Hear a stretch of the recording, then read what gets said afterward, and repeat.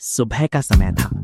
मुंबई का railway station हमेशा की तरह लोगों की आवाजों, चाय वालों की पुकार और ट्रेनों की सीटी से गूंज रहा था। मैं अपने बैग के साथ प्लेटफॉर्म पर खड़ा था और आज मेरी यात्रा शुरू होने वाली थी। मशहूर पश्चिम एक्सप्रेस से दिल्ली तक की लंबी यात्रा। ट्रेन धीरे धीरे प्लेटफॉर्म पर आई। लाल रंग के डिब्बे, खिड़की से बाहर देखते यात्री और स्टेशन की भागदौड़ देखकर मन में अलग ही उत्साह था।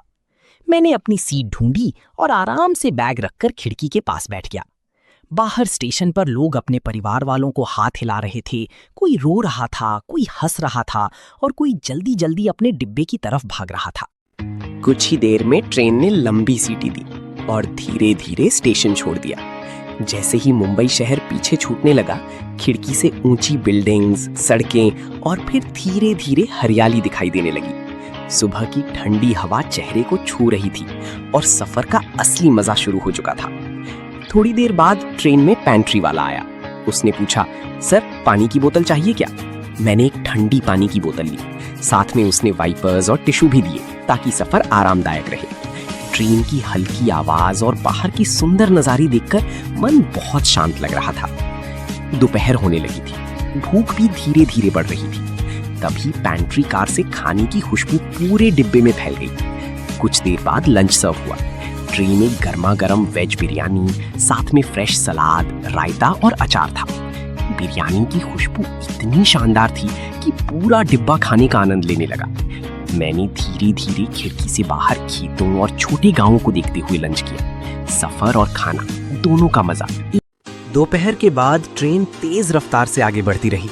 रास्ते में कई छोटे बड़े स्टेशन आए।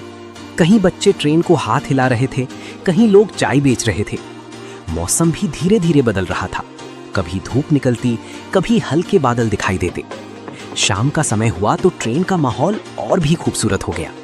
खिड़की से नारंगी सूरज धीरे धीरे ढल रहा था। तभी चाय वाला आवाज लगाते हुए आया, चाय, गर्मा गर्म चाय। उसके पीछे स्नैक्स वाला भी आया। शाम के नाश्ते में गर्मा गर्म पकौड़े मिले, साथ में मसालेदार चटनी और एक कप गर्म चाय। बारिश जैसा मौसम और गर्म पकौड़ों का स्वाद सफर को और यादगार बना रहा था। आसपास बैठे यात्री भी बातचीत कर रहे थे। कोई अपने शहर की बातें बता रहा था, कोई पुराने सफर के किस्से सुना रहा था। रात होने लगी। ट्रेन अब पूरी रफ्तार से दिल्ली की ओर बढ़ रही थी। डिब्बे की लाइट्स जल चुकी थी। बाहर अंधेरा था, लेकिन बीच बीच में छोटे स्टेशनों की रोशनी दिखाई दे रही थी। कुछ देर बाद डिनर सर्व हुआ। इस बार खाने में स्वादिष्ट चिकन बिरयानी थी। साथ में सलाद, रायता और ठंडा पानी दिया गया। बिरयानी की खुशबू और स्वाद ने पूरे दिन की थकान दूर कर दी। डिनर के बाद मीठे में छोटे छोटे कपकेक्स दिए गए। मुलायम और मीठे कपकेक्स के साथ एक बार फिर गर्म चाय मिली। रात का शांत माहौल, ट्रेन की लगातार चलती आवाज और हाथ में चाय का कप, ये पल सफर का सबसे सुकून भरा हिस्सा लग रहा था। आखिरकार पश्चिम एक्सप्रेस धीरे धीरे प्लेटफॉर्म पर रुकी। मैं अपना बैग लेकर नीचे उतरा। दिल्ली स्टेशन की भीड़, आवाजें और हलचल देखकर महसूस हुआ कि सफर खत्म हो गया है, लेकिन इसकी यादें हमेशा साथ रहेंगी।